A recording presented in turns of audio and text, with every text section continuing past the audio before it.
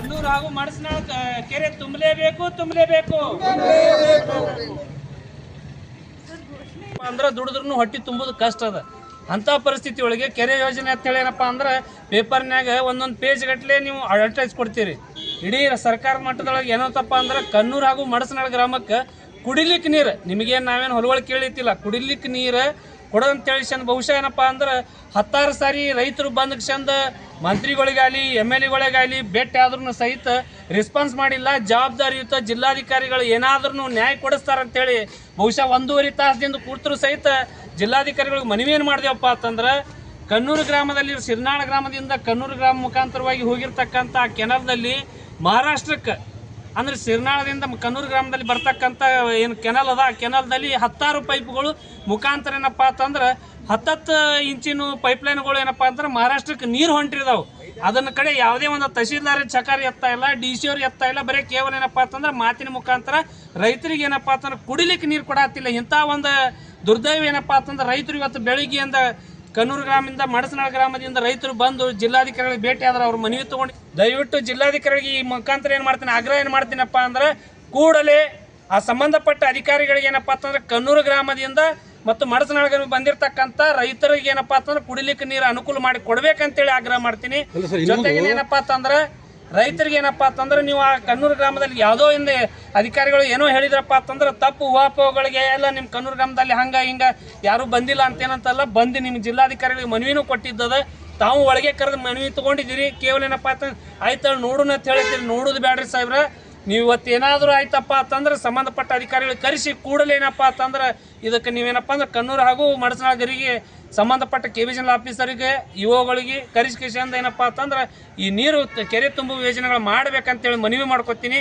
ಜೊತೆಗೆ ಏನಪ್ಪ ಅಂತಂದ್ರೆ ನೀವು ಇದಕ್ಕೆ ಮಣಿದೇ ಇದ್ದರೆ ನಾಳೆ ನಾವು ಇಡೀ ಕನ್ನೂರು ಹಾಗೂ ಮಡಸನಾಳ ಗ್ರಾಮದ ತಾಯಂದರು ರೈತರು ಎಲ್ಲರೂ ಕೂತು ಇಲ್ಲೇ ಏನಪ್ಪ ಅಂತಂದ್ರೆ ನೀವೇ ಅವ್ರಿಗೆ ಏನಾದರೂ ಸಾಕಿ ಸಲೂಕ್ಷನ್ ನೀರು ಊಟ ಉಪಚಾರ ಎಲ್ಲ ನೀವೇ ಮಾಡಿರಿ. ಎಲ್ಲಿವರೆಗೆ ನಮ್ಮ ಊರುಗಳಿಗೆ ನೀರು ಹೋಗಂಗಿಲ್ಲ.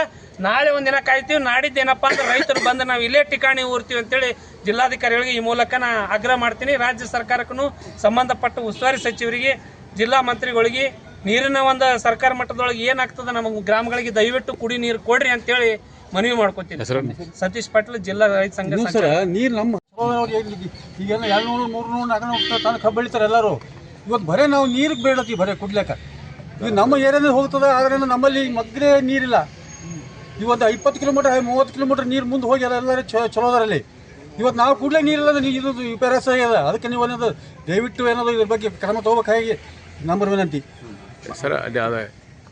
ಅಂದ್ರೆ ನಿಮ್ಮ ಯಾವ ಹೇಳಿದ್ರು ಮಡಸನಾಳ ಅಂದ್ರೆ ಕೆರೆ ತುಂಬ ಯೋಜನೆ ಯಾವಾಗಿಲ್ಲ ಯಾವಾಗಿಲ್ಲ ಇದು ಆಗಿಲ್ಲ. ಈಗ ಅಂದ್ರೆ ದನ ಕರುಗಳಿಗೆ ಮತ್ತು ಕುಡಿಲಿಕ್ಕೆ ದನ ಕರುಗಳಿಗೆ ನೀರು ಕುಡ್ಲಿಕ್ಕೆ ಇಲ್ಲ ಸರ್. ಯಾವ ಜರ್ಸಿ ಇದಾವೆ, ಎಮ್ಮುಗಳು ಇದಾವೆ. ಇದು ಮನುಷ್ಯರಿಗೆ ಮೊದಲು ಮನುಷ್ಯರಿಲ್ಲ, ದನ ಕರುಗಳಿಗೆ 10 ಕಿಲೋಮೀಟರ್ ಮೇಲೆ ಹೋಗಿ ನೀರು ತರಬೇಕು ನಾವು. ಅದಕ್ಕೇನೋ ದಯವಿಟ್ಟು DC ಅವರಿಂದ ಇದ್ರ ಬಗ್ಗೆ ಕ್ರಮ ತಗೋಬೇಕಂತ ಹೇಳಿ ಒಂದು ನಮ್ಮ ಎಲ್ಲ ಕನ್ನೂರು ಮತ್ತು ಮಡಸನಾಳ ಗ್ರಾಮದ ವಿನಂತಿ ಇದೆ. ನನ್ನ ಹೆಸರು ಸುಭಾಷ್ ಗೌಡ ಪಾಟೀಲ್. ಡಾಕ್ಟರ್ ಮತಕ್ಷೇತ್ರ ಶಾಸಕರಿಗೆ ಇದ್ರ ಬಗ್ಗೆ ಇದ್ರ ಗಮನಕ್ಕೆ ತಂದಿರಿ, ಭೇಟಿಗಿರಿ ಅಂದ್ರೆ ಏನಂದ್ರೆ ಶಾಸಕರು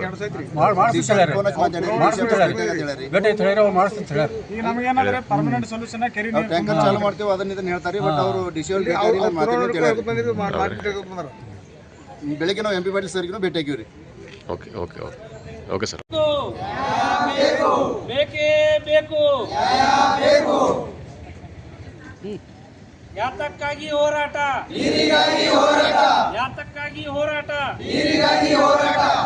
ಕನ್ನೂರು ಹಾಗೂ ಮಡಸನಾಳ ಕೆರೆ ತುಂಬಲೇಬೇಕು.